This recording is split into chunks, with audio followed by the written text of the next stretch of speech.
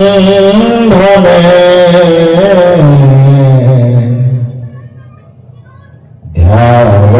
है सब संत, हरिहर आदि का ब्रह्म जगत पूज जो को सदगुरु की पूजा किए सबकी पूजा हो, सबकी पूजा हो। मेरे आध्यात्मिक जीवन की संपोषक परमाराध्य परम पूज्य सद्गुरुदेव जी छत्तीसगढ़ के पावन धरा पर स्थित धमतरी जिला के कुरुद प्रखंड अंतर्गत ग्राम परसठी में अवस्थित सद्गुरु कबीर आश्रम के तत्वावधान में आयोजित त्रिदिवसीय सत्संग समारोह के दूसरे दिन के द्वितीय सत्र में मंच पर विराजमान इस कार्यक्रम के आयोजक संयोजक परम पूज्य संत श्री हरेंद्र साहब जी, सद्गुरु कबीर आश्रम बुरहानपुर से पधारे हुए परम पूज्य संत श्री संतोष साहब जी, सद्गुरु कबीर आश्रम करही भदर से पधारे हुए जो सद्गुरु कबीर पारक संस्थान प्रयागराज के पूर्व में अध्यक्ष रह चुके परम पूज्य संत श्री देवेंद्र साहब जी एवं विभिन्न स्थानों से पधारे हुए परम पूज्य संत गुरुजन, इस परिवर्तक स्तर पर विराजमान अध्यात्म प्रेमी सज्जनों तथा देवियों, अभी आप लोग संत गुरुजनों से कुछ विचार कुछ भजन आपने श्रवण किया है बिना कोई भूमिका बनाए, क्योंकि पूर्व से ही यह तय है कि आपको सुनना क्या है और उसी मानसिकता से आप बैठे हुए हैं। तो आगे पीछे दाएं बाएं की कोई बाउंड्री न बांधते हुए मुख्य विषय पर आपको मैं ले चलूं। हमारे बगल में साहब जी बैठे हुए, इधर भी और इधर भी, दोनों को लग रहा है कि कहीं मैं विषय भूल न जाऊं, तो इधर से भी याद दिला रहे, इधर से भी दिला रहे। एक तरफ श्री हरेंद्र साहब जी, एक तरफ श्री संतोष साहब, और चूंकि जिनके माथे पर इतने पूज्य पुरुषों की छत्र छाया हो तो भला इतना जल्दी कुछ भूलेगा नहीं। तो आज हम लोगों को चर्चा करनी थी। सुबह के सत्र में हम लोगों ने चर्चा किया था कि कबीर साहब की दृष्टि में राम क्या है, उसका अस्तित्व क्या है, कबीर साहब उसको स्वीकारते हैं अथवा नकारते हैं। इन चीजों पर हम लोग चर्चा कर चुके हैं। अभी जो हम लोगों को चर्चा करनी है वह चर्चा है कि सद्गुरु कबीर साहब के दृष्टिकोण में शिव तत्व का क्या महत्व है। क्या शिव और शंकर एक ही है अथवा शिव और शंकर में अंतर है? शिव और शंकर में मूल का अंतर तो है और ये केवल कबीर साहब के दृष्टिकोण से ही अंतर नहीं है। जो सगुण रूप में शंकर जी को मंदिर में खोजने जाते हैं, पूजने जाते हैं, शास्त्रों के माध्यम से उनको भी भली भांति पता है कि शिव और शंकर में अंतर है। आपके छत्तीसगढ़ की ही एक घटना है, इसमें सज्जन आए होंगे, क्योंकि चंपारण जिला से जहां वल्लभाचार्य जी का जन्म स्थान मंदिर बना हुआ है। तो पिछले वर्ष मेरा कार्यक्रम हुआ था, इस वर्ष नहीं है, लेकिन अगले वर्ष के लिए कार्यक्रम तय हो गया है, फिर अगले वर्ष होना है। तो वहां पर कार्यक्रम जब पिछली बार मैं वहां दिया था, वो लोग वहां व्यवस्था कर रहे थे, तो उस कार्यक्रम में वहां के जो शंकर जी को मानने वाले कुछ पंडित वगैरह थे, वो कहे कि पंडाल नहीं लगने दिया जाएगा, ये कार्यक्रम नहीं होने दिया जाएगा। यहाँ पर शंकर जी की नगरी है, यहाँ शंकर जी के भक्त आते हैं। उसके प्रांगण में कबीर साहब का मंच लगे, कबीरपंथी लोग आवे, ये प्रवचन नहीं होना चाहिए। ये खबर मेरे कान तक गई, मुझसे पूछा। मैंने कहा कि छत्तीसगढ़ में ऐसा होता है क्या? अंग्रेज चले गए, भारत देश आजाद हुआ है कि नहीं हुआ है?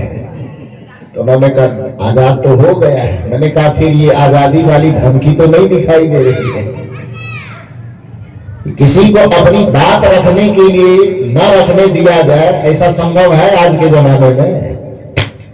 संभव नहीं। मैंने कहा कि आप व्यवस्था करो, और यदि उस व्यवस्था से नहीं संभलेगा तो थोड़ा बिहार वाला रंग दिखाया जाएगा। तो कहे कोई बात नहीं। तो पंडाल लगने दिया गया, पंडाल लगी, लेकिन लोगों के भीतर में दिमाग में अफवाह गलत सलत फैलाई गई कबीर साहब के विषय में। जैसा कि सुबह के सत्रों में भी मैंने कहा था कि गलत अफवाहें फैलाई जाती ताकि कबीर और कबीर का दर्शन लोगों के दिमाग तक न पहुंच सके। तो लोगों के बीच में इतनी भ्रांतियां फैलाई गई कि पंडाल तो लग गया, इतना ही, इससे ज्यादा विशाल पंडाल लगा था, लेकिन वहां जो सुनने वाले लोगों की संख्या थी बहुत कम थी। तो फिर आयोजक परेशान हुए। उन्होंने कहा कि कैसे कार्यक्रम होगा, लोग तो सुनने वाले कम आएंगे। कोई बात नहीं, हमारे शास्त्रों में दिखाया गया, रामचरितमानस में एक तरफ का भुसुंडी जी बैठ जाए, दूसरा तरफ गरुड़ बैठ जाए, तो दूसरे आदमी में सत्संग हो जाता है। शास्त्र तो यही सिखाया है। एक तरफ शंकर जी बैठे, एक तरफ पार्वती जी बैठे, काम पूरा हो गया। एक तरफ याज्ञवल्क्य जी बैठे, दूसरी तरफ भारद्वाज जी बैठे, इतने में सत्संग हो जाएगा। गीता भी यही संदेश देती है। जय हो। माननीय विधायक जी के लिए जोरदार ताली बजा के अभिनंदन।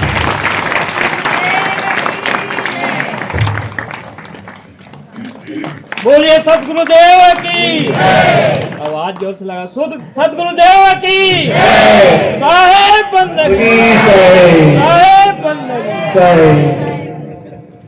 धन्यवाद, आप पधारे हमारे सत्संग में।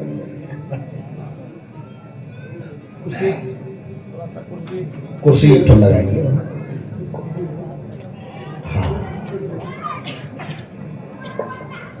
बोले सदगुरु भगवान की। तो विधायक जी ने ज्यादा जोर से नारा लगा दिए, हमने कम लगाए। क्यों? वो इंदिरावास देंगे, हम नहीं देंगे। अरे वो इंदिरावास देंगे, हम कुछ न दे सकेंगे, आपको जीवन का आवास दे देंगे, ऐसा सत्संग है। वह आपको शरीर को रहने वाला आवास देंगे, हम आपको आत्मा का रहने वाला निवास देंगे। इसलिए जोरदार ताली बजाएंगे और बढ़िया से नारा, सदगुरु भगवान की, सदगुरु कबीर साहेब की जय। तो मैं निवेदन कर रहा था कि वहां पर कार्यक्रम में लोगों की संख्या इतनी कम आई कि आयोजक घबराए कि गुरुजी का कार्यक्रम करवा रहे हैं, लोग कम आए हैं। मैंने कहा इसकी चिंता आप ना करें, माइक लगा दीजिए, कोई नहीं आता है, आप खुद अकेले चल के बैठो, मैं मंच पे बैठ के प्रवचन करता हूं। कार्यक्रम आरंभ हुआ। ये कोई कहानी नहीं कह रहा, घटना कह रहा हूं पिछले वर्ष। और उसके बाद उसमें 2, 4, 5, 10 सज्जन आए सुनने के लिए। अब जो पंडित जी लोग विरोध कर रहे थे, माथे में टीका लगा लगा करके, उसमें से 3, 4 सदस्य आए सुनने के लिए, उसकी कमेटी में से। सुनने के लिए क्या आए, कहो कि परीक्षा लेने के लिए आए।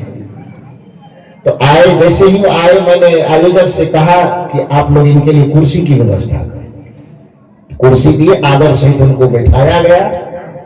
1-1.5 घंटे तक प्रवचन हुआ और प्रवचन होने के दरमियान में 3 पंडित जी से बढ़ते बढ़ते बढ़ते बढ़ते लगभग 10 पंडित जी आए। परीक्षकों की संख्या बढ़ गई। तो आपको क्या लगता है, आपका विद्यार्थी परीक्षा में पास करेगा कि फेल? लगता है? ऐसा तो नहीं लगता कि आपका माथा झुकवा देंगे, नहीं लगता है। तो लोग आए परीक्षा लेने का, बैठ जाइए। निवेदन करो, बैठाया गया। 1.5 घंटे तक जब प्रोग्राम हुआ तो प्रोग्राम सुनने के बाद वह पंडित जी जिन जिन लोगों को रोक रहा था वो खुद जाकर के इलाके में पंडितों ने कहा कि बड़ी भूल हो गई, इस महात्मा को प्रवचन करने से नहीं रोकना चाहिए, आप लोग चलो। और दूसरे दिन पूरी पंडाल 5000 जनता से खचाखच भर गई। और पूरे पंडाल जब भर गया, कार्यक्रम पूरा आनंददायक माहौल के साथ हुआ। तो तीसरे दिन कार्यक्रम संपन्न होते होते वो पंडित जी सब आए और उन्होंने कहा कि महाराज ऐसा करें कि शिवरात्रि का जो समय आ रहा है, शिव प्रांगण में, शिव मंदिर के प्रांगण में इस बार शिव कथा कहने के लिए आप ही आइए, आपसे निवेदन है। और उस बार तो नहीं जा सका, लेकिन इस बार शिवरात्रि में कार्यक्रम मांगा गया है तो शिवरात्रि में मैं जाऊंगा जरूर। कहने का ये अभिप्राय है। तो मैंने उनसे निवेदन किया कि पिछली बार इसलिए कार्यक्रम नहीं हुआ कि मैंने उनसे निवेदन किया कि आप मेरा कार्यक्रम मत करवाओ। तो उन्होंने कहा क्यों, इतना सुंदर आप बोलते हैं, अच्छा लगता है, बात समझ में आती है, तो आप कह रहे हैं कि नहीं करना, नहीं करवाओ, क्यों नहीं करवाओ? मैंने कहा कि मेरा कार्यक्रम आप करवाएंगे तो जो आपका रोजगार धंधा थोड़ा बहुत चल रहा है उस पर संकट आ जाएगा। अब मैं नहीं चाहता हूं कि आपका रोजगार बंद हो, आपके प्रति मेरे मन में कोई दुर्भावना नहीं है, इसलिए मुझको ही थोड़ा साइड रहने दो तो अच्छा है। तो उन्होंने कहा ठीक है, नहीं जाइए, नहीं करेंगे, लेकिन इतना बता दीजिए, हम लोग भी नहीं जान रहे हैं, वो काम कर रहे हैं लेकिन हम भी नहीं जान रहे कि आखिर ऐसी कौन सी बात करेंगे आप जिन बात से हम लोग परेशानी में पड़ जाएंगे, वो बात थोड़ा बताइए। मैंने कहा शिव पुराण कभी पढ़े हैं? दुर्भाग्य की बात है कि जो उसके समर्थक हैं वह भी उसको नहीं पढ़े हैं, जो उनके विरोध में बात करते हैं वह भी उसको नहीं पढ़े। बात समझ में आ रही है? जो शंकर जी के समर्थक हैं वह भी शंकर जी के साहित्य को नहीं पढ़े हैं, और जो शंकर जी के विरोध करने में है वह भी उनके साहित्य को नहीं पढ़े। इससे बड़े दुर्भाग्य की बात क्या हो सकती है? और एक बार यदि शंकर जी के साहित्य को पढ़ लिया जाए तो मैं दावे के साथ कह सकता हूं कि सदगुरु कबीर साहब के पारक सिद्धांत में और भगवान शंकर के शंकर दर्शन में 1 इंच भी कोई अंतर दिखा दे तो मुझे जिंदगी भर गुलामी करने कहे तो गुलामी करने के लिए तैयार। भगवान शंकर पूजा के समर्थक नहीं थे, भगवान शंकर ध्यान के समर्थक थे। भगवान शंकर कभी किसी को मंदिर जाने की सलाह नहीं देते थे। भगवान शंकर लोगों के संतों की शरणागति का संकल्प दिलवाते थे। आप कहें कि ये कहां लिखा हुआ है? मैं कहता हूं आज ही अपने घर में जाके डाउनलोड कर लें मोबाइल में। पुस्तक का नाम है गुरु गीता। क्या नाम है? गुरु गीता। करना तो जरा डाउनलोड, फिर कल आकर के मुझसे बात करना। यदि आपको लगता है कि मेरी चुनौती आपको स्वीकार करनी चाहिए, या तो आप जाकर के किसी पुस्तकालय से खरीद करके लाओ। पुस्तकालय जाना थोड़ा कठिन लग सकता है तो मोबाइल में डाउनलोड। वही सुबह तो बता थे ना गूगल भगवान, या तो गूगल भगवान से मांग लेना। पुस्तक का नाम क्या है? गुरु गीता। वह गुरु गीता कहां बताई गई थी? भगवान शंकर और माता पार्वती के बीच में जब संवाद होता है, माता पार्वती कहती है कि आप हमेशा आंख बंद किए ध्यानस्थ बैठे रहते, क्यों बैठे रहते? रामचरितमानस के अंदर भगवान शंकर कहते हैं, ओ मां कहूं मैं अनुभव अपना, सतहरि भजन जगत सब सपना। हे उमा, हे पार्वती, संसार के प्राणी पदार्थों पर सम्यक चिंतन करते हुए, जगत के प्रपंचों पर सम्यक चिंतन करते हुए मन इंद्रियों का संयमन करके जब आत्मस्थ हुआ तो इस सच्चाई को समझ पाया कि जगत सब सपना है और अंतर में जो रवैया राम परमात्मा है, शिव तत्व है, वही केवल सच है, वही केवल अपना है, बाकी सारा दुनिया सपना है। इसी सच्चाई को बताना। तो माता पार्वती ने कहा कि जिस सत्यता को आप समझ लिए हैं, परमानंद ब्रह्मानंद में शिवानंद में स्थित हो गए हैं, तो दुनिया वाले को बता क्यों नहीं देते? भगवान शंकर ने कहा कि दुनिया वाले को बताओ भी तो वो पंडित के बातों में इतना उलझ गए, जब महात्मा की बात नहीं सुन रहे तो परमात्मा की बात वो क्या सुनेगा? नहीं सुनेगा ना। क्योंकि सुबह के सत्र में भी मैंने बताया था कि जिसको आप परमात्मा कह रहे हैं वो आपको समझा रहा, निर्मल मन जन सो मोहि पावा, मोहि कपट छल छिद्र न भावा। भगवान के कहे गए इसी वचन को संत होकर के कबीर साहब ने आपको सुनाया कि कबीरा मन निर्मल भया, जैसे गंगा नीर पीछे पीछे हरि फिरे, कहत कबीर कबीर। ये राम की भाषा है कि नहीं है? राम जी ने कहा कि निर्मल मन जन सो मोहि पावा। कबीर साहब ने कहा कबीरा मन निर्मल भया जैसे गंगा नीर। तो कबीर साहब की भाषा और श्री राम की भाषा अलग अलग है कि एक है? तो भगवान की भाषा कौन बोल रहे हैं? संत न बोल रहे हैं। अब बगल में पंडित जी खड़ा, वो कह रहा एक लोटा और सब समस्या के। तो भगवान की भाषा पंडित जी की भाषा हुई कि भगवान की भाषा कबीर साहब की भाषा हुई? थोड़ा जोर से बोलिए ना। कबीर साहब की भाषा। लेकिन कबीर को सुनने वाला कौन है?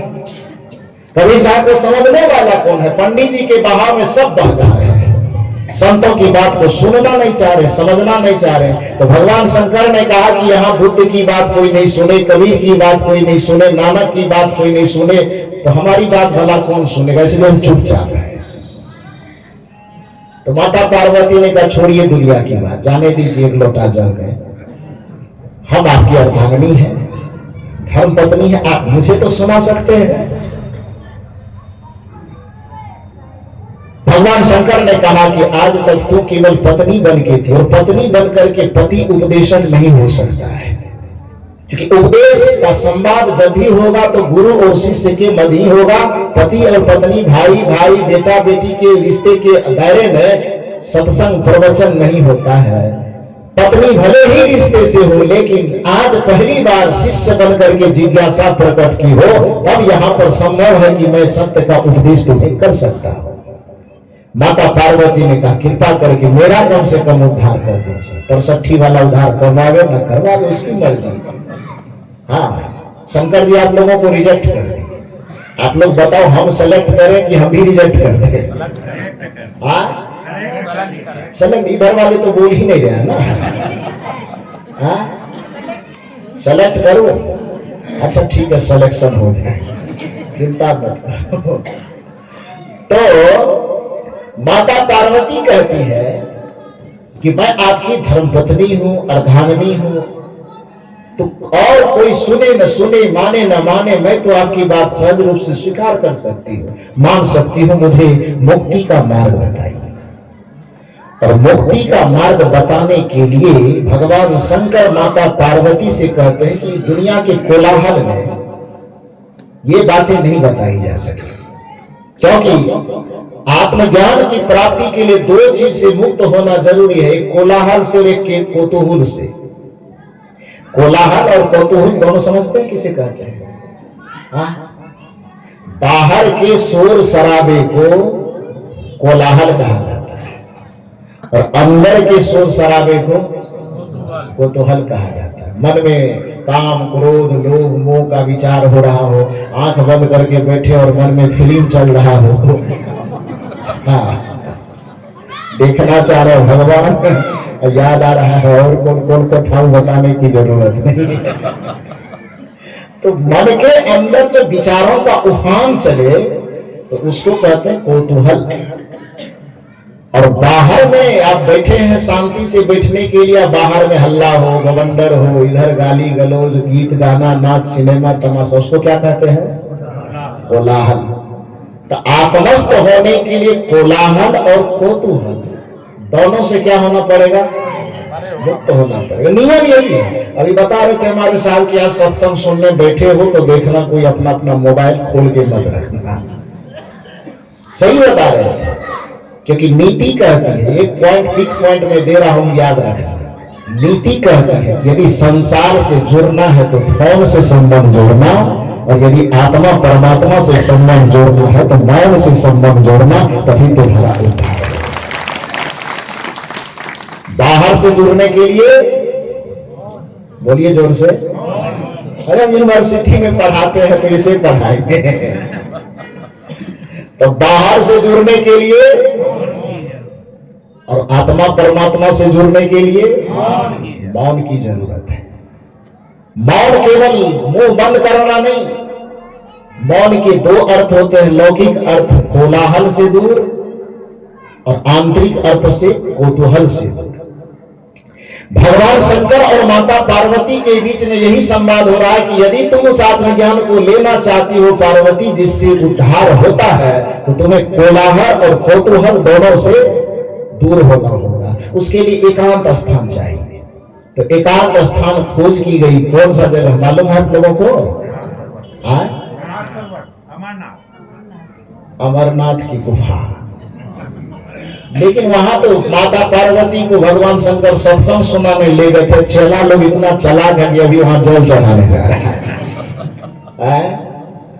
क्योंकि पंडित जी को जल चढ़ाने के अलावा और कुछ रास्ता सूझता ही नहीं है और कुछ समझ में आता ही नहीं है। वो अमरनाथ के गुफा में माता पार्वती को वहां पर बेलपत्तर चढ़वाने ले गया था, जल चढ़ाने के लिए। तो वहां किस चीज के लिए ले गए थे? सत्संग सुनाने के लिए ले गए थे। माता पार्वती जाती है कि हमको उद्धार का उपाय बताइए। भगवान शंकर कहे कि सत्संग के अलावा उद्धार का दूसरा कोई उपाय नहीं है। गुरु की शरणागति के अलावा दूसरा कोई उपाय नहीं है। चलो सत्संग सुनना है, दो चीज से दूर, कोलाहल और कौतूहल से दूर। एक स्थान है अमरनाथ की गुफा, वहां कोलाहल भी नहीं होगा और हम दोनों ही गुरु शिष्य के रूप में रहेंगे तो कोई कौतूहल भी नहीं होगा। और उस एकांत में जाकर के बैठते हैं और भगवान शंकर आत्मज्ञान का उपदेश करते हैं। माता पार्वती सुनती है, दोनों जीवन मुक्त हो जाते हैं। और दुनिया को जो संदेश देने के लिए उसको ग्रंथ का रूप दिया गया है, उसी ग्रंथ का क्या नाम है? गुरु गीता। जोर से बोलिए ना। कभी पढ़े हैं? देखे हैं ही नहीं तो पढ़े कहां से? देखने देगा तब ना। देखने देगा तो बेचारे का रोजगार पे बट्टा लगेगा ना। और यदि आप नहीं देखे हैं फिर भी दावा ठोकते हैं कि हम भगवान शंकर के भक्त हैं, भगवान शंकर के पुजारी है, तो आपका दावा दो कौड़ी का है, फिर आपके दावा का कोई वैल्यू नहीं है। यदि उस पुस्तक को आप देख लें, तो मैंने कहा केवल उतने मात्र को भी यदि आप देख लें और आप सदगुरु कबीर साहब के विचार से भगवान शंकर के विचारों की तुलना करो, तो सारे पंडितवाद, सारे ब्राह्मणवाद अपने आप फेल हो जाएगा। कबीर साहब का झंडा अपने आप लहराना शुरू हो जाएगा। इतनी सी काम कर लो तो यार। मैंने आपसे कहा कि आप पुस्तक बाहर से नहीं मंगवा सकते, केवल इतना करना कि आज रात में जाके गूगल से डाउनलोड करके एक बार देखना जरूर। देखोगे कि नहीं देखोगे? हाँ, देखना। दूसरी बात है, तो फिर मैंने वहां चर्चा की। बात कहां की चल रही थी? चंपारण की। तो वहां पर मैंने कहा कि पंडित जी आप मेरा कार्यक्रम मत करवाइए, आपका रोजगार पे असर पड़ने लगेगा। तो उन्होंने कहा साहब क्या असर पड़ेगा कुछ बताइए। मैंने कहा कि शिव पुराण कभी पढ़े हैं? तो एक ठो तो बोला कि पढ़े हैं, लेकिन थोड़ा नॉर्मल तरीका से बोला। उसके बोली की घबराहट से मैं समझ गया कि ऐसे बोल रहा है, पढ़ाओगे नहीं पढ़ा है। दो तीन तो हिम्मत नहीं किया कि कह दो कि पढ़े हैं। मन में लगा होगा कह दो पढ़े हैं, कहीं से पूछ दे तो क्या होगा। तो इसलिए दो तो बोला ही नहीं, एक बोला भी तो थोड़ा बकरी की तरह बिनिया के बोला। लेकिन जिसके पास डॉक्टर बाबा साहब भीमराव अंबेडकर ने कहा है कि शिक्षा शेरनी का दूध है, जिसके अंदर शिक्षा का दूध समाया हुआ है, दुनिया के किसी भी कोने में जाएगा तो शेर की तरह दहाड़ेगा। यह बात बाबा साहब भीमराव अंबेडकर भी कहते थे और सदगुरु कबीर साहब का भी यही चिंतन था। आपको जो लगता है कि माइक में घूम घूम करके वैसे आप जो दहाड़ रहे हैं ये केवल उजला कपड़ा पहनने के कारण ऐसा लग रहा है क्या? सत्संग तथा प्रवचन के बाद जो आप समय देते हो तो 24 घंटा में कभी कभी ऐसा होता है कि 18 घंटा तक मेरी दोस्ती किताबों से होती है। कितना देर तक? 18 घंटा। हमारे साथ के जो साधु ब्रह्मचारी होते हैं, जब मुझे पढ़ना होता है, पढ़ाई में कभी कभी दिमाग लग जाता है, तो फिर हमारे आगे में कब थाली आई, कब हम खाना खाए, कब आगे से थाली गई, अभी मुझे पता नहीं होता। मैं कुर्सी पर बैठे रहता हूँ और रीढ़ मेरा दर्द करे तो उस हड्डी के दर्द को निकालने के लिए मैं पढ़ते रहता हूँ और पीछे से तेल रगड़ते रहता है। ऐसे हमारे साधु सन्यासी हैं। मैं मजाक नहीं कर रहा हूँ। यदि आपको लगता है कि मजाक किया जा रहा है तो चलो एक बार मेरे आश्रम पे बैठ के देख लेना, पता चल जाएगा। और वैसे भी तो आना है ही आप लोगों को। कभी आएंगे कि नहीं आएंगे? जरूर पधारिए, वहां भी पधारना है। अब तो छत्तीसगढ़ से ऐसा धीरे धीरे नाता जुड़ते जा रहा कि सब लोग भाई बहन परिवार मित्र की तरह है। मेरा भी सदा आना होगा तो आपका भी तो सदा वहां जाना होगा ही, होना चाहिए। जाएंगे कि नहीं जाएंगे? आप लोग जाएंगे, मिलेंगे, जुलेंगे तो हम लोगों का मनोबल और बढ़ेगा ना। हमारे परिवार की संख्या इतनी ज्यादा हो गई है।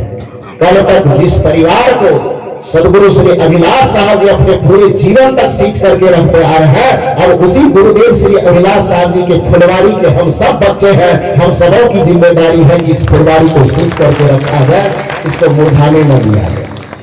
जिम्मेदारी है कि नहीं? इस जिम्मेदारी का निर्वहन हम सब लोग मिलकर करेंगे कि नहीं करेंगे?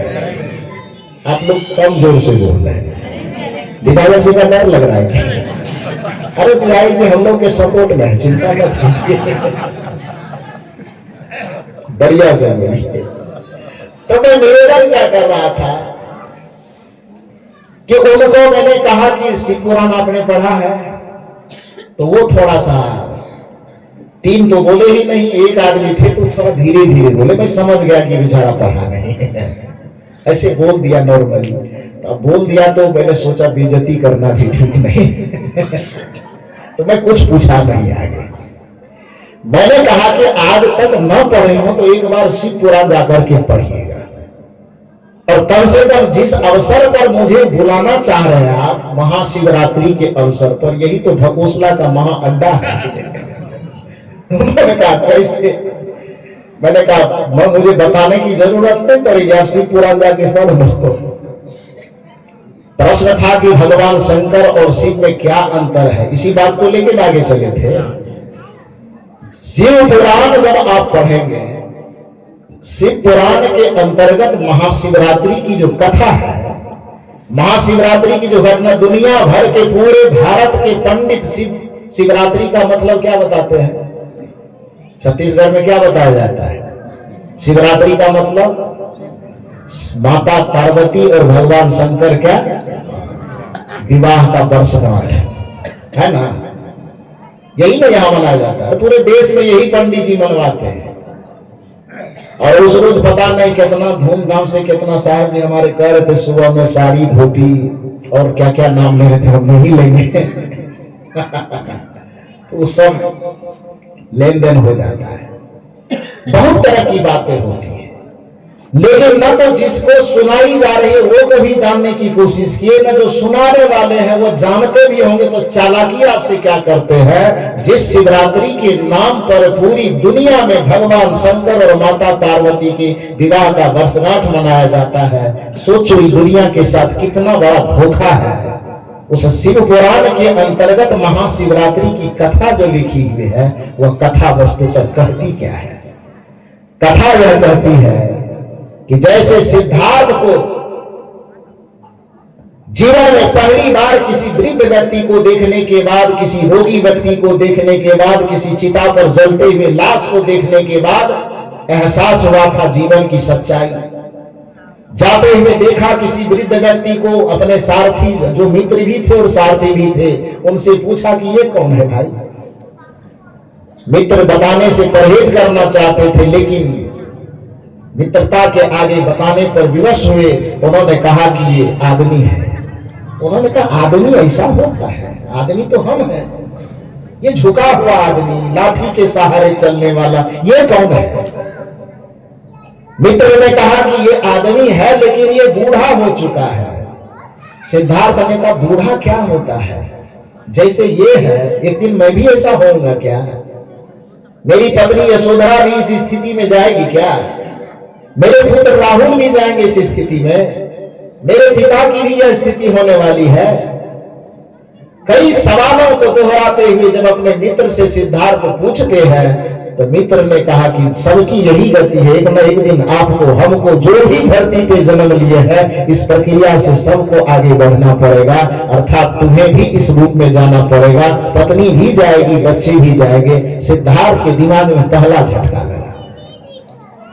कुछ दूर और आगे चलने पर जाते जाते देखा कि एक रोगी व्यक्ति लाचार अपने पैर से चल नहीं पा रहा है, सांस तो ले रहा है, खटिया पर कोई व्यक्ति उठा करके उसको मेडिकल ले जा रहा है, हॉस्पिटल ले जा रहा है, क्योंकि उस समय एम्बुलेंस तो होता नहीं था।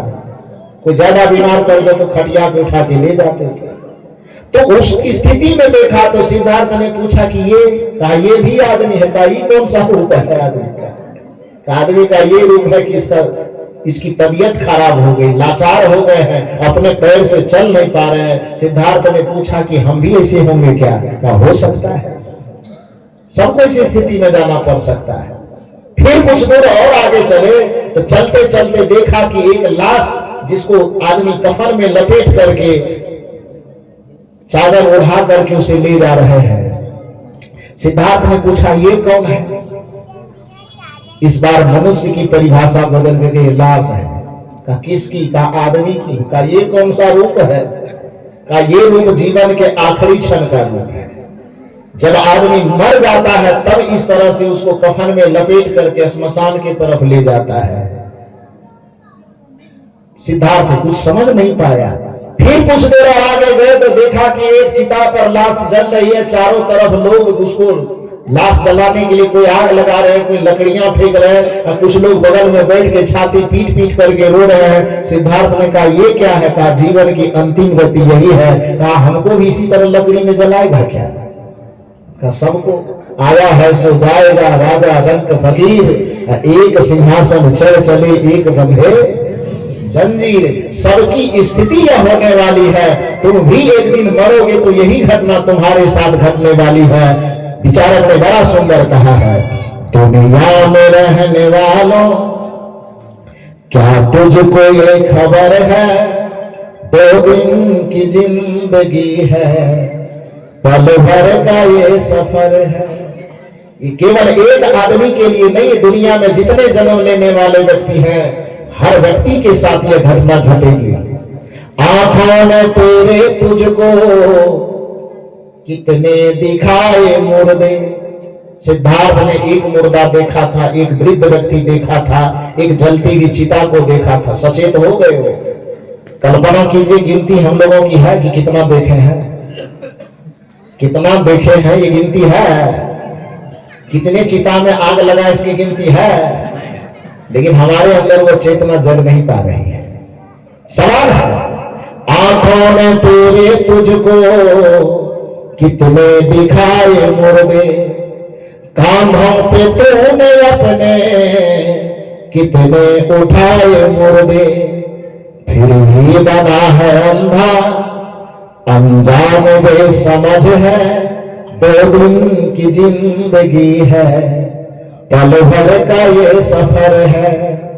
दुनिया में रहने वालों क्या तुझको ये खबर है, 2 दिन की जिंदगी है, पल भर का ये सफर है। बुद्ध को वह दृष्टि थी कि जीवन की सच्चाई को देख लिए तो परिणाम क्या हुआ? धीरे धीरे सिद्धार्थ संसार से उपरत हुए, विरक्त हुए और एकांत में जाकर के धीरे धीरे धीरे धीरे संसार से विमुख होकर के जब अपने अंतर तल में धंसना आरंभ किए तो धीरे धीरे धीरे धीरे भटके बहुत, लेकिन भटकने के बावजूद भी उनकी यात्रा रुकी नहीं। एक दिन ऐसी अवस्था आती है कि पूर्णिमा के रात्रि को उसके अंदर में परम चेतना का, परम तत्व का उद्घाटन होता है, जिस उद्घाटन का एक नाम होता है बुद्धत्व की प्राप्ति। हुई ना। और जिस रात्रि में उसके चेतना में बुद्धत्व की प्राप्ति हुई तो कल तक जो सिद्धार्थ कहलाता था वो बुद्धत्व की प्राप्ति होने के बाद पूरी दुनिया में किस नाम से जाना जाने लगा? थोड़ा जोर से बोलिए। तथागत गौतम बुद्ध, यानी बुद्ध शॉर्ट फॉर्म में बुद्ध कहा जाता है ना। तो जो कल तक सिद्धार्थ था वो बुद्ध बन गया। तो बुद्ध किसी व्यक्ति का नाम हुआ कि बुद्ध किसी शक्ति का नाम हुआ? जी, व्यक्ति तो सिद्धार्थ था ना। सिद्धार्थ की चेतना में जब बुद्धत्व का उद्घाटन हुआ, परम ज्ञान का उद्घाटन हुआ, परम तत्व का साक्षात्कार हुआ, तो सिद्धार्थ की चेतना में परम तत्व का उद्घाटन होने के कारण, बुद्धत्व की उपलब्धि होने के कारण अब व्यक्ति तो सिद्धार्थ रह गया, लेकिन शक्ति के रूप में किस नाम से जाना जाने लगा? बुद्ध। तो सिद्धार्थ व्यक्ति है और बुद्ध क्या है? शक्ति है। थोड़ा जोर से बोलिए। शक्ति है। सिद्धार्थ के रूप में जब भी उन्हें याद किया जाएगा तो सगुण रूप में सिद्धार्थ कहेंगे, लेकिन निर्गुण रूप की चर्चा होगी तो तब उस निर्गुण के रूप में उसको क्या कहेंगे? बुद्ध कहेंगे। कुछ लोग यह दावा ठोकते हैं कि हम केवल सगुण को मानते हैं, निर्गुण को मानते ही नहीं है। ऐसे नासमझ लोगों को समझाना यह चाहिए कि क्या तुम बताओ कि फूल को मानते हो, क्या उसकी सुगंध को मानते हो कि नहीं मानते हो? फूल दिखाई देता है ना, सुगंध को आज तक किसी ने देखा है, लेकिन फिर भी मानते हैं कि नहीं मानते हैं? फूल दिखाई देता है, सुगंध दिखाई नहीं देता, लेकिन ऐसा दुनिया में कोई व्यक्ति नहीं होगा जो फूल को तो मानता हो लेकिन सुगंध को नहीं मानता हो। ऐसा व्यक्ति नहीं होगा। कोई व्यक्ति कहे कि हम सगुण को मानते हैं किंतु निर्गुण को नहीं मानते हैं, तो उस व्यक्ति को कहे कि तुम तार देखते हो क्या? देखते हैं। तार मानते हो? बिल्कुल मानते हैं। करंट भी दिखाई देता है क्या? हाँ, करंट नहीं दिखाई देता, कह नहीं मानेंगे, उसको ले जाओ एक जगह, दोनों फेज पकड़ा दो हाथ, क्या होगा? मानना पड़ेगा। मानने के लिए जिंदा रहेगा, इसीलिए जमलोक में जाके मानेगा, वही मानेगा। मेरे एक जगह बिहार में कार्यक्रम था मेरा, बिहार में कार्यक्रम था, तो हाई कोर्ट के एक वकील के गांव में कार्यक्रम था। तो वकील साहब को बुलाया गया कि आपके गांव में कार्यक्रम हो रहा है, तो आप पधारिए, जरा सा अपना विचार भी कुछ रखिएगा। तो बुलाया गया, आए, उद्घाटन विशिष्ट अतिथि के रूप में उन्हीं के मार्फत से कराया गया। तो होता ही है, गांव में कोई होनहार व्यक्ति निकले किसी भी क्षेत्र में तो उसका सम्मान होना ही चाहिए।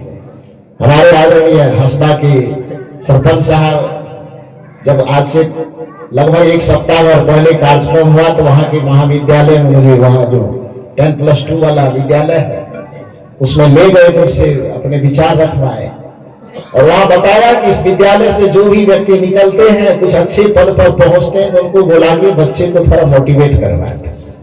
तो मैंने कहा अच्छी बात है, उसमें मुझे भी जाने का सौभाग्य मिला।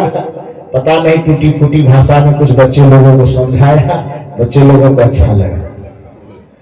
तो उसी तरह से वहां पर जो कार्यक्रम था ना, तो उस कार्यक्रम में वकील साहब को बुलाया गया। वकील वाला दिमाग तो आप लोग समझते ही हैं, तेरी को मेरी, मेरी को तेरी करने वाला, हाँ को ना, ना को हाँ करने वाला। तो जब उनको उद्घाटन करने के लिए फीता काटने के लिए दिया गया और उसके बाद फीता काटे के माइक दिए कि 2-4-5 मिनट कुछ बोल लीजिए, तो बोले तो सारा एकदम गर्मी हम लोगों के ऊपर उतार दीजिए। बरस पड़े कि महात्मा लोग समाज सुधार की कोई बात नहीं करता, खाली आत्मा, परमात्मा, ध्यान, भजन, ईश्वर, मोक्ष, मुक्ति, खाली यही बात करते हैं। कोई भगवान, कोई परमात्मा, कोई मोक्ष, कोई मुक्ति कुछ नहीं होता। जो दिखाई ही न दे उसको मानने की कोई जरूरत नहीं। ये मैं नहीं कह रहा, वकील साहब कह रहे। तो मुझे लगा कि वकील साहब को कैसे समझाऊं, ये तो बुद्धि में अपने पारंगत, इनको मैं क्या बताऊं। लेकिन फिर भी मैंने इशारा किया कि आप बैठिए। वकील साहब बैठ गए। 1 घंटे तक जो समझाना था समझाते समझाते 1 घंटा के बाद कुछ वकील साहब समझ में आई। वकील साहब माथा हिलाते, नहीं समझ में आई। मुझे लगा मेरी बातों का कोई असर नहीं हुआ। मैंने कहा कोई बात नहीं, आप यहां से उठ के जाएंगे तो मुझसे प्रसाद लेकर के जाइएगा। तो कहे ठीक है। तो मैं कमरे में गया तो वकील साहब को लेके गए। वहां पर वकील साहब को बगल में कुर्सी पर बैठा मैं खोज रहा था कि इसको समझाने के लिए कोई उपाय मिले। तो जब हम बैठे हुए थे तो प्रसाद देने से पहले मैं अपनी बात उन्हें मनवाना चाहता। कबीर साहब का बच्चा ऐसे होता है क्या? अरे कबीर साहब पूरी दुनिया को अपनी बात मनवा करके रहे, और जितने कबीर साहब के अनुगामी हो कबीर साहब के पुत्र हैं। कबीर साहब अध्यात्म जगत के शेर थे, और शेर का बच्चा हमेशा शेर होता है, शेर का बच्चा कभी जीवन नहीं होता। तो मैंने उस वकील साहब को कहा कि कोई बात नहीं, आप प्रवचन से तो नहीं माने, प्रैक्टिकल में मनवाना पड़ेगा। तो बैठे बगल में मैं प्रसाद का कि प्रसाद की व्यवस्था करो। हमारे जो संत थे प्रसाद की व्यवस्था करने लगे। अगल बगल देखे कि हमें कहीं कुछ दिखाई नहीं दे रहा, तो संजोग से एक पिन दिखाई दिया, कांटी वाला पिन पतला सा, वो दिखाई दिया मुझे। मैंने सोचा इसी से समझाया जा सकता। तो वकील साहब जो मुझसे बात कर रहे थे टेबल पर हाथ रखे, मैंने एक पिन लिया उधर से, पिन हाथ में ले करके वकील साहब के हाथ में कथा दिया। तो जो गप तो बड़ा बढ़िया बढ़िया कर रहे थे, और पिन जब उसके हाथ में हमने चुभो दिया तो आई बाप रे बाप, तो मैंने कहा वकील साहब पूछा कि क्या हुआ? महाराज गजब बात करते हैं, भगवान वाला काटी चुभो दी। ये भी कोई सत्संग है? काटी चुभोला कोई सत्संग है? मैंने कहा कि आप प्रवचन वाला सत्संग से समझ नहीं पाए, तो यही प्रवचन बाकी था आपका। विधायक जी आप खराब मत करिएगा। तो उन्होंने क्या किया, तो मैंने उनके हाथ में कांटी चुभोई, वो छटपटाए। मैंने कहा क्या हुआ वकील साहब? उन्होंने कहा है बहुत दर्द हो रहा है। मैंने कहा दर्द हो रहा है? सच हो रहा है? उन्होंने कहा हाँ सच दर्द हो रहा है। मैंने कहा 5 गवाही को बुलाइए और उनसे पूछवाइए कि आपको जो दर्द हो रहा है, काला दर्द हो रहा है कि नीला दर्द हो रहा है कि पीला दर्द हो रहा है, गवाही थोड़ा दिलवाइए। या आप ही बताइए कि आपको जो दर्द हो रहा है, मोटा वाला दर्द हो रहा है कि पतला वाला कि नाटा वाला कि लंबा वाला, खट्टा वाला कि मीठा वाला, कैसा दर्द हो रहा है? कहा ऐसा कोई विश्लेषण नहीं कर सकते, केवल दर्द हो रहा है। हमको दिखाइए दर्द हो कैसा रहा, हमको दिखाइए। उन्होंने कहा दर्द को दिखाया नहीं जा सकता। मैंने कहा जैसे दर्द को दिखाए बगैर भी दर्द को माना जा सकता है, उसी तरह से परमात्मा निराकार रूप होने से दिखाई तो नहीं देता है, लेकिन परमात्मा का अस्तित्व है, यह मानने में कोई दिक्कत नहीं होनी चाहिए। इस चीज को समझिए। यदि आपका दर्द न दिखाई दे तो क्या मैं मान लूं कि दर्द नहीं होता है? आपका भूख न दिखाई दे तो क्या मैं ये मान लूं कि भूख होता ही नहीं है? आपको सुख की अनुभूति होती है कि सुख को दिखाया जा सकता है? बताइए जरा सा। सुख को दुख को दिखाया जा सकता है कि केवल अनुभव किया जा सकता है? प्रेम को नफरत को कोई दिखा सकता है कि केवल अनुभव किया जा सकता है? प्रसन्नता और गम को कोई दिखा सकता है कि केवल अनुभव किया जा सकता है? तो कोई सुख और दुख को दिखा नहीं सकता, तो क्या मान लें कि सुख दुख होता ही नहीं है? यदि खुशी और गम को केवल महसूस किया जा सकता, नजरों के सामने में प्रत्यक्ष नहीं किया जा सकता, तो क्या मान लिया जाए कि खुशी और गम होता ही नहीं है? भूख और प्यास को कोई दिखा नहीं सकता, तो क्या यह मान लिया जाए कि भूख और प्यास होता ही नहीं है? माना जाए? नहीं माना जाए। कुछ चीजें ऐसी होती है जो अस्तित्व तो होता है किंतु उसको दिखाया नहीं जा सकता, लेकिन न दिखने मात्र से उसकी सत्ता को नकारा नहीं जा सकता। कबीर साहब जिस परम तत्व की बात कर रहे हैं, वह परम तत्व दिखाया तो नहीं जा सकता, लेकिन अनुभव किया जा सकता है। उसी परम चेतना को शिव स्वरूप कहा जाता है, राम स्वरूप कहा जाता है। ये कबीर साहब है।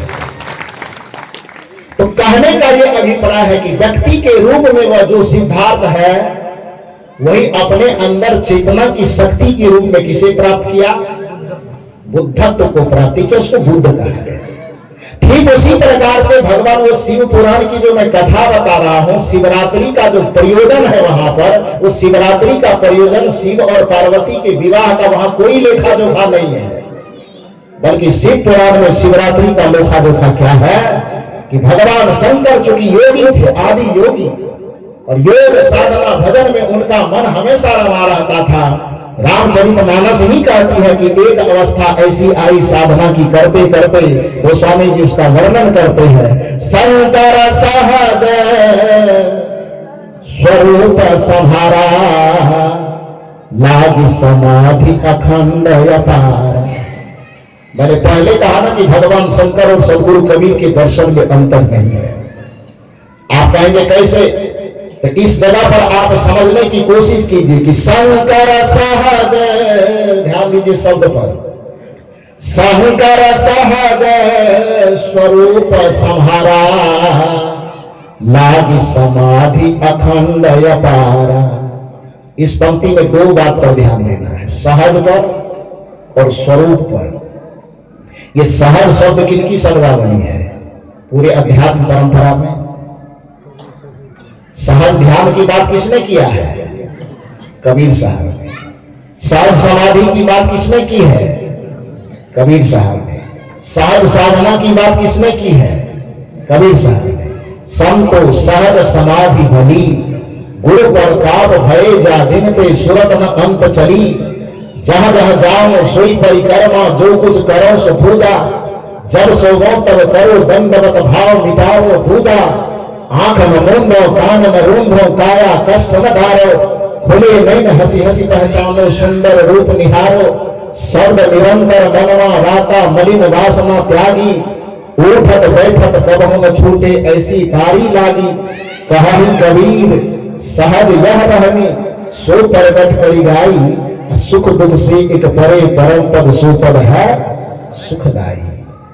ये सहज रहनी, सहज ध्यान, सहज समाधि, सहज साधना की बात किसने किया अध्यात्म जगत में? कबीर साहब ने। स्वरूप की बात किसने किया? पूरी दुनिया के जितने महात्मा है उसको एक तरफ रख दो, जिसने केवल रूप की बात की है। स्वरूप की बात किसने किया है? कबीर साहब। क्योंकि रूप सगुण के दायरे में आता है और स्वरूप, थोड़ा बोलिए ना जोर से, निर्गुण के रूप में आता है। भगवान शंकर जो साधना कर रहे हैं सगुण की साधना कर रहे हैं, निर्गुण की। क्योंकि समाधि में जब भगवान शंकर प्रवेश करे, तो मैं नहीं कह रहा, गोस्वामी जी की गवाही ले लीजिए। मैं कहूंगा तो कहेंगे कबीर पंथी है तो लबर लबर तो करेगा ही, अपनी बात बोलेगा। इसलिए गोस्वामी जी को गवाही में लाइए। शंकर सहज, शंकर ने क्या संभाला? शंकर सहज स्वरूप संहारा। जब शंकर जी सहज स्वरूप को संभाल लिए, सहजता को और स्वरूप। सहजता कबीर साहब के ध्यान और साधना का दर्शन है, और स्वरूप कबीर साहब के निर्गुण परंपरा का दर्शन है। क्योंकि रूप सगुण है और स्वरूप क्या है? निर्गुण है।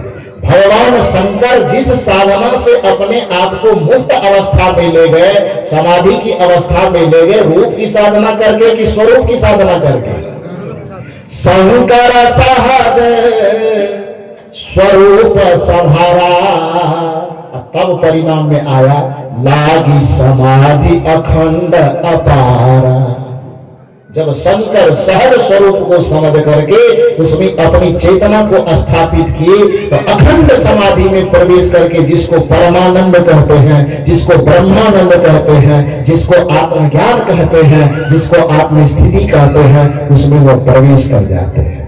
और जिस रोज वह प्रवेश करते हैं, तो जैसे सिद्धार्थ था, लेकिन जिस रात्रि में वो प्रवेश किया, उस रात्रि को बुद्ध पूर्णिमा के नाम से जाना जाता है, और उस प्राप्ति की शक्ति का नाम बुद्धत्व की प्राप्ति है। उसी तरह से आम बोलचाल में शंकर जी का नाम तो शंकर ही था, शंकर जी का नाम भोले बाबा था, शंकर जी का नाम महादेव था, शंकर जी का नाम औढ़रदानी था। उनके व्यक्तित्व में जैसा रूप लोग देखते चले गए, उनका अलग अलग नामकरण होता चला गया। लेकिन साधना करते करते करते जिस दिन सहज स्वरूप को संभाल लिए और अपनी समाधि में प्रवेश कर गए, संजो से वह रात्रि की घटना थी। और जिस रात्रि में यह घटना हुई, उस रात्रि में शंकर जी अपने अंतःकरण में परम शिव की चेतना को प्राप्त किए और शंकर से शिव में जो परिणत हुए, इसलिए उस रात्रि को महाशिवरात्रि कहा जाता है।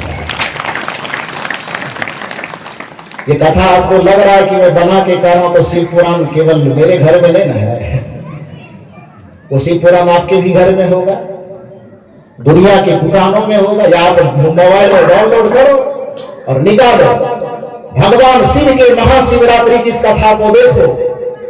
लेकिन दुनिया के लोगों को पागल क्या बनाया गया पंडितों के द्वारा? शिवरात्रि मतलब शिव और पार्वती के विवाह का वर्षगांठ। हाँ, अंग्रेजी में कहें तो क्या होगा? हम पढ़े लिखे नहीं है, थोड़ा बता। हाँ, क्यों हंस रही हो? आप ही लोग तो बनाती हो। हाँ, तो वैवाहिक वर्षगांठ, ठीक है, आप मनाओ, भगवान को उससे क्यों जोड़ दिया? जोड़ना भी था तो जिस रोज हुआ होगा उस रोज जोड़ देना था। शिवरात्रि के नाम से क्यों चला दिया भाई? कबीर साहब इसीलिए कहते हैं कि धर्म के हर एक तथ्य को तूने धंधे से जोड़ डाला। सोच लीजिए कितनी बड़ी गद्दारी इस सनातन संस्कृति से भारत के आम जनमानस से हुआ। और यदि कबीर साहब या कबीर साहब के विचार का कोई अनुगामी यदि इस चीज को उजागर करे तो तुरंत ठप्पा लगाया जाएगा कि ये सनातन धर्म का विरोध कर रहा है। ये सनातन धर्म का विरोध है क्या? जो बातें शास्त्रों में लिखी है उतना ही बता दो ना, फिर हमारे बीजक की जरूरत क्या पड़ जाएगी? फिर कबीर पंथ लोगों की जरूरत क्यों पड़ेगी? लेकिन कबीर साहब के अनुगामियों की जरूरत इस संसार को, कबीर के दर्शन की जरूरत इस संसार को तब तक है जैसे जब तक अंधेरा का अस्तित्व रहेगा तब तक रोशनी की आवश्यकता रहेगी। उसी तरह से जब तक संसार में आडंबर और पाखंड का सम्राट रहेगा तब तक सदगुरु कबीर के दर्शन की प्रासंगिकता रहेगी, तब तक ये संत महापुरुषों की जरूरत है। आप आडंबर फैलाना बंद कर दो, हमको उस आडंबर पर प्रहार करने की जरूरत क्या पड़ेगी? आप पाखंड फैलाना बंद करो, हमें पाखंड फैलाने वालों पर प्रहार करने की जरूरत क्या पड़ेगी? आपने सनातन धर्म को इतना विकृत करके रखा है, सनातन धर्म को इतना आप जहरीला बना दिया है, सनातन धर्म को आडंबरों की गंध से, दुर्गंध से इतना आपने प्रदूषित कर दिया है कि सदगुरु कबीर के चिंतन की कोमल हवा बहानी ही पड़ेगी, तभी जाकर के प्रदूषण समाप्त होगा, तभी जाकर के आदमी सुकून का सांस लेता है। तो सदगुरु कबीर साहब के चिंतन की आवश्यकता इसलिए। तो मैंने कहा कि शंकर एक व्यक्ति का नाम है और शिव क्या है? एक शक्ति का नाम है जो शिव परम चेतना है। इसलिए शिव का अर्थ ही कल्याण स्वरूप होता है और शिव की जो स्थिति होती सत्य में होती। इसलिए गाना बनाने वालों ने भी गाना बना है, सत्यम शिवम सुंदरम। तो हम नहीं गाएंगे, अब शशिकला जी से सुन लेना। वैसे भी 5:30 बजने वाला, ब्रेक यही मारे क्या? नहीं मारे 6 तक ना थोड़ी देर और सुन लो। तो आप गाना में भी सुनते हो तो शिव का जो वर्णन करते हो किसी व्यक्ति के रूप में नहीं करते हो, सत्य के रूप में शिव का। सत्यम शिवम सुंदरम, जो सत्य है वही शिव है और जो शिव है वही सुंदर है। सत्य किसी व्यक्ति का नाम नहीं है, सत्य एक परम चेतना है और वह परम चेतना किसी एक व्यक्ति के अंदर नहीं है। धरती के जितने मनुष्य सबके अंदर वह परम चेतना है। इसलिए उस परम चेतना जो सत्य के रूप में है और जब सत्य ही शिव है तो इसका सीधा सा अर्थ है जिसके जिसके अंदर में सत्य का जागरण है उस सबके अंदर में वह शिव तत्व विराजमान है। यही कबीर साहब समझाना चाहते हैं। मंदिरों में आप जाएंगे तो वहां पर शंकर की प्रतिमा मिलेगी। इसलिए शिव की जो रूप की चर्चा की गई तो शिव का कोई रूप नहीं दिया गया। लोगों ने जो लिंग बनाया, लिंग का सीधा सा अर्थ होता है, हालांकि लोग, आप एक बात यह भी जान लीजिए कि शंकर जी के हजारों नाम हैं आपने कभी सुना है किसी जगह पर कि महादेव लिंग, किसी जगह सुना है भोला बाबा लिंग, औढ़दानी लिंग? क्योंकि व्यक्ति के साथ लिंग शब्द की चर्चा जब होगी तो उसका अर्थ गड़बड़ा जाएगा, विकृत हो जाएगा, जो सुनने में भी लोगों को अच्छा नहीं लगेगा। लेकिन शिव तत्व के साथ लिंग इसलिए जोड़ा गया क्योंकि वह व्यक्ति नहीं है, शक्ति है, और शक्ति के साथ जब लिंग शब्द का प्रयोग होता है तो व्याकरण कहता है लिंग का अर्थ चिन्ह होता है, जैसे स्त्रीलिंग और पुल्लिंग, ये चिन्ह का सूचक है ना।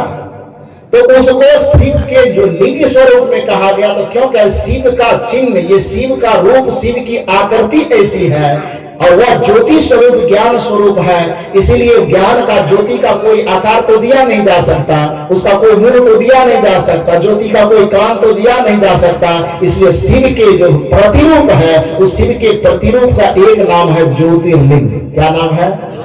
ज्योतिर्लिंग। और कौन सी ज्योति? जिसको आप सदगुरु कबीर साहब की परंपरा में पढ़े तो अंतर ज्योति शब्द एक नारी, ज्योति शब्द की चर्चा कबीर साहब ने की है ना।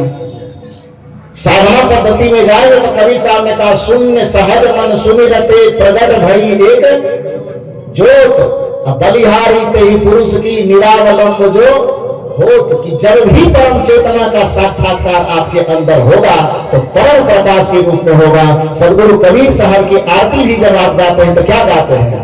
आरती की जय आत्म पूजा, सत्य पुरुष की और न दूजा, परम प्रकाश दीप उजियारा, घट घट देखहु प्राण पियारा। कहते हैं ना, तो परम प्रकाश की जो बात की, तो प्रकाश तो छोटा हो गया, परम प्रकाश माने विशाल, ऐसा कि फिर वहां पर अंधकार नाम की, अज्ञानता नाम की कोई चीज न रह जाए। तो अंतर ज्योति की बात आपने की।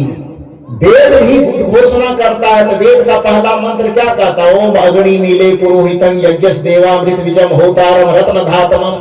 अग्नि शब्द की व्याख्या हुई कि नहीं हुई? अग्नि किस चीज का स्वरूप है? ज्योति का स्वरूप है। उपनिषद के पास जाएंगे कि परम चेतना का जब भी अनुभव होगा हमारे अंतःकरण में तो किस रूप में होगा? उपनिषद कहता है, उपनिषद कहती है कि अंतः शरीरे ज्योतिर्मयो हि शुभ्रो यं पश्यन्ति यत्यः क्षीण दोषा, कि जब भी तुम्हारे अंतःकरण में परम चेतना का अनुभव होगा तो किस रूप में होगा? अंतः शरीरे, शरीर के अंदर किस रूप में? ज्योतिर्मयो हि शुभ्रो, वह प्रकाश स्वरूप ही तुम्हारे अंदर में वह अनुभव होगा। तो जिसको कबीर साहब भी अंतर ज्योति कह रहे हैं, जिसको ऋग्वेद ही ओम अग्नि नीले पुरोहितम कह रहे हैं, जिसको उपनिषद ही अंतर शरीर ज्योतिर्मय कह रहे हैं, उसी परम चेतना शिव तत्व को ज्योतिर्लिंग के नाम से जाना जाता है, जिसको लोगों ने धंधा के लिए मंदिर में जाकर स्थापित कर दिया। स्थापित कहां करना था उस ज्योति को? थोड़ा जोर से बोलिए। सदा वसंतम हृदयारविंदे, ज्योति को स्थापित कहां करना था?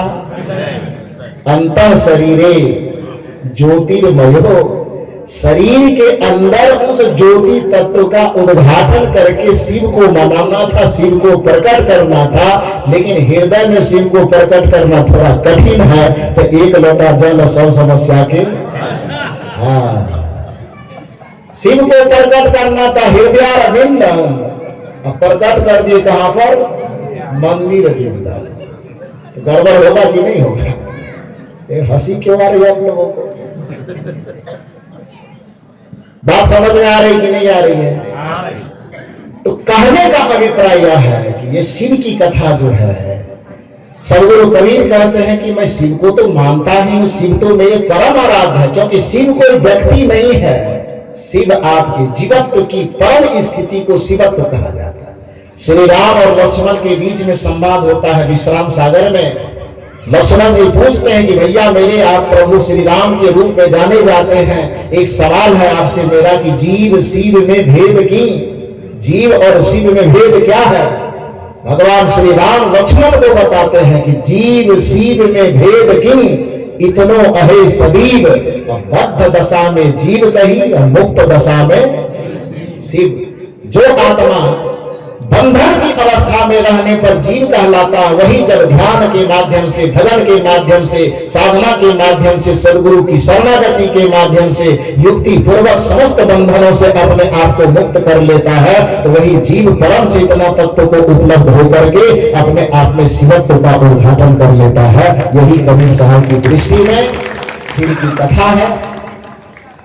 शिव स्वरूप को पहचानिए, वह शिव स्वरूप जो ज्योति स्वरूप, ज्ञान स्वरूप, जिसके बारे में मैंने कहा कि दुनिया के जितने दर्शनों के पास जाएंगे सब उस ज्योति की चर्चा करेंगे। और सदगुरु कबीर साहब ने तो बीजक, जो सदगुरु कबीर पारक संस्थान प्रयागराज और कहीं से उपलब्ध है, प्रकाशित है, उस बीजक की पहली रवैनी को पढ़ेंगे, बीजक पलटेंगे, अब पलटने के बाद जो पहला लाइन आपके सामने में आएगा वह क्या आएगा? अंतर ज्योति शब्द एक, यही ना आएगा। तो जिसको ज्योति आप कह रहे हैं उसी को आप प्रकारांतर से शिव भी कह लीजिए तो कोई दिक्कत की बात नहीं है, क्योंकि वह ज्योति, मैंने कहा कि शिव कोई व्यक्ति नहीं है, जिसे सिद्धार्थ व्यक्ति है किंतु बुद्ध एक शक्ति है, उसी तरह से शंकर एक व्यक्ति है और शिव क्या है? एक शक्ति है, जो वह शिव शक्ति के रूप में दुनिया के जितने प्राणी हैं उस सभी प्राणियों के अंतःकरण में समाया हुआ है। आप ध्यान कीजिए, भजन कीजिए, साधना कीजिए, सत्संग कीजिए और उसके माध्यम से अपने हृदय रूपी मंदिर में, हृदय रूपी मंदिर में ज्योति स्वरूप, परम प्रकाश, परम ज्ञान स्वरूप उस शिव चेतना का उद्घाटन कर लीजिए। यही कबीर साहब का संदेश है और यही कबीर साहब की दृष्टि में शिव की भक्ति है। बोलिए सदगुरु भगवान की। कथा ठीक लगी कि नहीं लगी? अब मेरा रोजगार चलेगा कि नहीं? अरे साहब, संतोष साहब दोनों इधर से लगा रहे हैं, अब बताइए मेरा रोजगार चलेगा ठीक ठाक? हाँ, बुकिंग करना चालू करो। तो चलो गौरव कर दिया, अभी नहीं जाने नहीं देंगे आप लोगों को, ऐसे नहीं छोड़ूंगा। एक भजन में छोटा सा गा रहा है और आप लोग पीछे पीछे गाओ, कल तो समाप्ति हो जाएगा, तब फिर आनंद कैसे आएगा? आप लोग कहीं ऐसा तो नहीं सोच रहे हो कि ज्यादा देर करेंगे तो नीचे से ठेला मारूंगा, नहीं सोच रहे हैं ना? हाँ, एक तो भजन गा लो, जिसको जाना है जाने दो, दोबारा कल आएंगे उसको भोजन मत देना। हाँ, अभी चली जाएंगे कल कल। हाँ ठीक है, इसी सुर को लीजिएगा। गुरुवर तेरी कृपा से, गाओगे कि नहीं गाओगे? इसको गाओगे तो आपको इसके बदले में गुंडा नहीं खिलाना पड़ेगा, ये इसे तो मत लगाओ। लेकिन इसकी शर्त यह है कि इतनी मस्ती में गाना कि भूल जाना कि हम बरसठी के धरती पर बैठे, याद रखना कि हम सदगुरु कबीर साहब के गोद में बच्चे की तरह खेल रहे हैं और अपनी मस्ती आनंद का अनुभव करते हुए हाथ ऊपर उठा करके बढ़िया से ताली बजाते हुए गाना। गुरुवर तेरी कृपा से, आ जाओ तो भी आओ गुरुवर तेरी कृपा से सब काम हो रहा है, गुरुवर तेरी कृपा से सब काम हो रहा है, गुरुवर तेरी कृपा से सब काम हो रहा है, गुरुवर तेरी कृपा से सब काम हो रहा है। महारानी की आवाज को कम कीजिए, मेरा आवाज बढ़ाइए। हम सुना रहे और करना वाले का आवाज वाला बना, छत्तीसगढ़ वाले से भी उसका पिटीशन हो रहा है। सरपंच साहब फैसला आपको करता है, अरे जब सामने विधायक कोई क्यों हो, सरपंच साहब देखे तो मेरा नहीं करता। एक बार हमारे गाजा वाले के लिए जोरदार ताली बजा। गुरुवर तेरी कृपा से सब काम हो रहा है, गुरुवर तेरी कृपा से सब काम हो रहा है।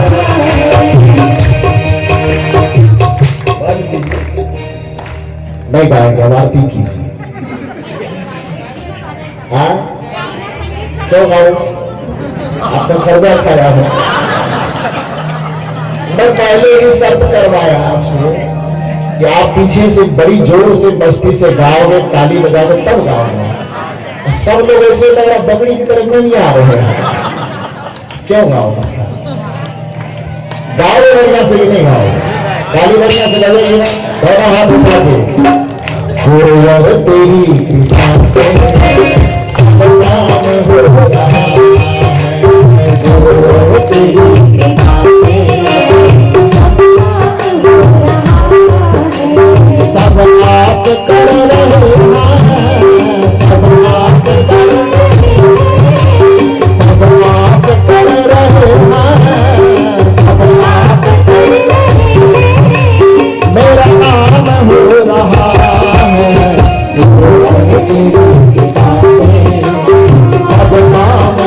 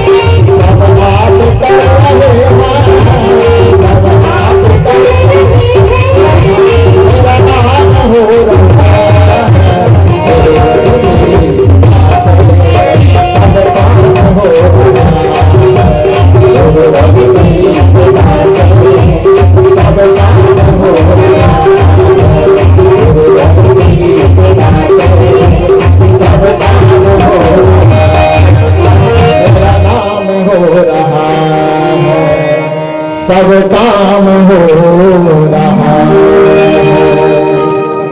गुरुवर तेरी कृपा से, सब काम हो रहा है। सब आप कर रहे हैं, सब आप कर रहे हैं, मेरा नाम हो रहा है गुरुवर तेरी कृपा से, सब काम हो रहा है। गुरुवर तेरी कृपा से सब काम हो रहा है, सब आप कर रहे हैं, मेरा नाम हो रहा है गुरुवर तेरी कृपा से। 2 दिन का यह सत्र जो त्रिदिवसीय सत्संग समारोह का दूसरे दिन का यह सत्र, द्वितीय सत्र भी बड़े आनंद और प्रसन्नता के माहौल में संपन्न हो रहा है। और गुरुवर तेरी कृपा से मेरा कमर भी दर्द कर रहा है, इसलिए गुरुवर तेरी कृपा से छुट्टी दे दिया गया। चलो यार, आलू के गुंडा खाने का प्रोग्राम मैं अब नहीं।